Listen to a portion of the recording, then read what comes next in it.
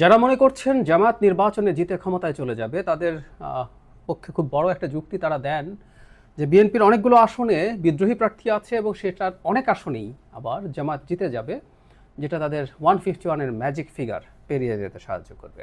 যারা সেটা মনে নাও করেন তারাও অন্তত এটা মনে করেন যে বিএনপির বিদ্রোহী প্রার্থীর কারণে জামাতের সিট সংখ্যা অনেক বাড়বে। আসলেই কি বাড়বে, আমরা সেই ব্যাপারটি একটু তলিয়ে দেখা দরকার বলে মনে করি। তথ্যটা প্রাথমিকভাবে জেনে নেই। ৭৯টা আসনে বিএনপির বিদ্রোহী প্রার্থী আছে, আবার কোনো কোনো আসনে একাধিক আছে, সেখানে তাতে টোটাল দাঁড়ায় ৯২ জন। এই প্রসঙ্গে একটু বলে রাখি, একজন আছে জামাতেরও, মানে জামায়াতে ইসলামী যে ধরনের পারসেপশন মানুষের মধ্যে তৈরি করেছে, অসাধারণ কঠোর শৃঙ্খলা তাদের মধ্যে, ডেডিকেশন তাদের মধ্যে, তারা যেহেতু কোরআন বা ইসলাম ভিত্তিক দল তাই তারা এসব করেন না, এই একটা ঘটনাও খুব গুরুত্বপূর্ণ। এই একটার বাইরেও আরেকটা ঘটনা আছে, আমি সেটা ব্যক্তিগতভাবে জানলাম। সম্ভবত নরসিংদীর একটা সিটে একটা নাটক করে একজন প্রার্থী থেকে গেছেন নির্বাচনে, এনসিপির একজন খুবই পরিচিত মুখ তার আসনে। সো অন্তত দুজন এই কাজটা করেছেন। Interesting developments. যাই হোক, আমাদের আলোচনার যে বিষয় সেটা যাওয়া যাক। বিএনপির বিদ্রোহী প্রার্থী ম্যানেজ করতে ঠিকমতো পারেনি, এটা বলতেই হবে। ৭৯টা আসনে এটা থেকে যাওয়া বিএনপির জন্য একটা ডিসক্রেডিট তো বটেই। কেন তারা পারেনি সেই ব্যাপারে আমার দুটো হাইপোথেসিস আছে, সেকেন্ডটা বেশি গুরুত্বপূর্ণ। আগে প্রথমটা যদি বলি, সেটা হচ্ছে এবার নির্বাচন করার মতো মানুষ অনেক বেশি জমে গিয়েছিল, প্রচুর মানুষ। 3টা নির্বাচন যেহেতু হয়নি, তাই বিএনপির ক্যান্ডিডেট জমে গিয়েছিল। এমপি হওয়া হয়নি অনেকের। যিনি পলিটিক্স করেন তিনি এমপি হতে চান, মন্ত্রী হতে চান, এটা খুব স্বাভাবিক। রাজনৈতিক দল মানেই হচ্ছে মানুষ ক্ষমতায় যেতে চান, কেউ কেউ বলছেন যে দায়িত্বে যেতে চান, যেভাবেই বলি। ২০০৬ সাল বিএনপির শেষ ক্ষমতায় থাকার সময় ছিল। সেই সময় যে মানুষটার বয়স ৫৫ ছিল, বাংলাদেশে এমপি হওয়ার জন্য, এমপির হতে চাওয়ার জন্য একটা খুবই ভালো বয়স। সারা জীবন এর আগ পর্যন্ত রাজনীতি করে তিনি নমিনেশন পাননি, ধরে নিলাম ইনি ভাবছিলেন যে পরবর্তী নির্বাচনে নমিনেশন পাবেন। সেই মানুষটার বয়স এখন 76, আর যার বয়স ৬০ ছিল তার বয়স ৮০ পেরিয়ে গেছে। ফলে কিছু কিছু মানুষ আছেন যারা অন্তত শেষবারের মতো নির্বাচন করতে চেয়েছিলেন, কিন্তু দলের তো নানান হিসেব নিকেশ থাকে, জনমত থাকে, এর বাইরেও বড় দলগুলোর নানান হিসেব নিকেশ থাকে, তাকে অনেকভাবেই সিদ্ধান্ত নিতে হয়। তিনি যখন নমিনেশন পেলেন না, তিনি দাঁড়িয়ে যেতে থাকলেন। এর চাইতে জরুরি কথা হচ্ছে একটা ভীতির জায়গা আছে। এবার নির্বাচনে যেটা খুব সহজ হবে আমি মনে করি, অনেকে বিতর্ক করতে পারে, সেই বিতর্কে এখন ঢুকছি না। ফলে কেউ একজন যদি এবার জিতে যায়, পরবর্তী নির্বাচনে আসলে তিনি নমিনেশন পাবেন, কারণ এটাই প্রবণতা। যেতে যাওয়া ক্যান্ডিডেট খুব বিভৎস খারাপ কিছু যদি না করে, আমাদের দেশের বড় রাজনৈতিক দলগুলো তার নমিনেশন বহাল রাখে। ফলে যিনি এবার হতে পারলেন না, তিনি আসলে 10 বছরের জন্য আটকে যাবেন যদি তার আসনে যিনি ধানের শীষ পেয়েছেন তিনি জিতে যান। পরিস্থিতি এইরকমই আছে, এটাতে কোনো সন্দেহ নেই। ফলে তারা নির্বাচন করে ফেলতে চান। আর অনেকে জানেন যে বিদ্রোহী হয়ে যদি জিতেও যাওয়া যায়, তাহলে আমরা প্রচুর দেখেছি এই বড় দলগুলোর বিদ্রোহী প্রার্থী জিতে যাওয়ার পর তারা দলে ফিরে যেতে পেরেছেন, দল তাদেরকে আবার ওয়েলকাম করে। সুতরাং দলে ফিরে যাওয়ার জন্য তারা এই বাজিটা অনেকে ধরছেন। এটা একটা বড় কারণটা আমি ধারণা করি যে সিটগুলোতে বিএনপির সাথে জামাতের খুবই টাফ কম্পিটিশনের পরিস্থিতি আছে, বা জামাত পেছনে আজ থাকলেও খুব বেশি দূরত্ব নেই। জামাত যদি সেই সিটগুলোতে বিদ্রোহী প্রার্থীর পেছনে জামাতের ইন্ধন আছে, সব রকম সাইকোলজিক্যাল এবং আমি মনে করি ফিনান্সিয়াল ইন্ধনও আছে। এটা আমার জাস্ট একটা ইন্টারপ্রিটেশন, আমি কোনো তথ্যের ভিত্তিতে কথাটা বলছি না।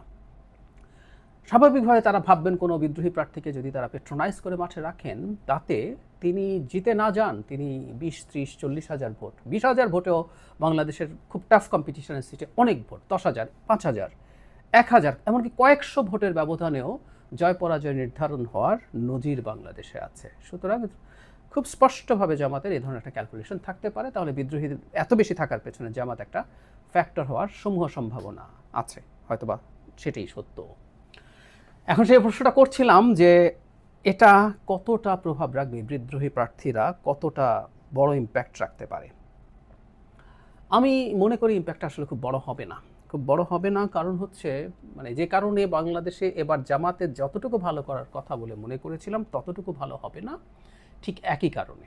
সেটা হচ্ছে যে প্রার্থীটা, যে পার্টিটা জিতে যাবে, যে পার্টিটা ক্ষমতায় যাওয়ার সম্ভাবনা আছে, সেই পার্টির মার্কাকেই মানুষ ধরে ভোট দেবে। হতে পারে যাকে নমিনেশন দেওয়া হয়েছে তাকে অনেকে পছন্দ করেন না, এবং হতে পারে যে নেতাকর্মীদের একটা অংশ তার সাথে থাকছেন না। কিন্তু ভোট শুধু নেতাকর্মীর কাজ না, নেতাকর্মী মানুষের বাড়ি বাড়ি যেতে পারেন। আমরা ধরে নিলাম যিনি নমিনেশন পাননি, কোনো কোনো ক্ষেত্রে তার সাথে অনেক বেশি নেতাকর্মী কাজ করছেন। নেতাকর্মী কাজ করলেই, বাড়ি বাড়ি গেলেই মানুষ গিয়ে সেই ব্যক্তিকে ভোট দিয়ে দেবেন অন্য একটা মার্কাতে, এটা খুব সোজা না। আমরা দেখেছি অনেক বড় বড় পরিচিত মানুষ দল থেকে বেরিয়ে নির্বাচন করে ভালো করেননি, মূলত এই কারণে। এই কারণে আমরা দেখব ছোটবেলা থেকেই আমার খুব মনে পড়ে যে আমাদেরকে মার্কা মুখস্থ করা হতো।